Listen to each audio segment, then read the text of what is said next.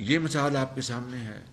قرآن کریم ہمیں اس کی جگہ جگہ ہدایت دیتا ہے. نبی کریم صلی اللہ علیہ وسلم کی جو اسوہ حسنہ ہے وہ ہمیں اس بارے میں جگہ جگہ ہمارے لیے مشعل رہا ہے.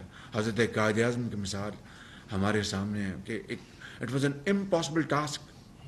اور وہ جو کتاب ہے جناح پاکستان، وہ آپ سب نے پڑھی ہوگی، اسٹینلی والپورٹ کی. تو اس میں جو شروع کے جو اس کے جملے وہ یہ ہیں کہ یہ تاریخ میں، دنیا کی تاریخ میں پہلا ہوا، ایسا پہلے کبھی نہیں ہوا کہ ملک ایک خطہ تقسیم ہو گیا. وہ کتاب آپ نے پڑھی ہے، مجھے اس کے بارے میں کچھ نہیں کہنا. تو these are shining examples in front of اس.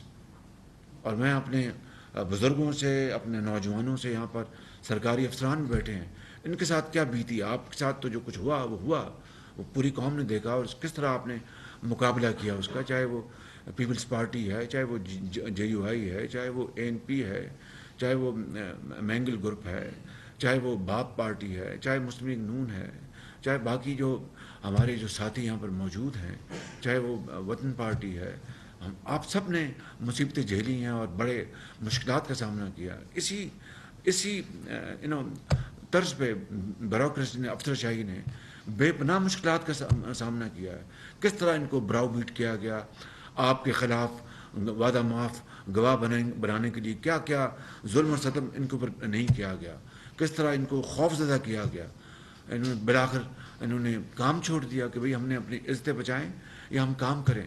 تو یہ پورے ملک کے ساتھ ان 4.25 سالوں میں جو کچھ ہوا ہے وہ ناقابل یقین ہے.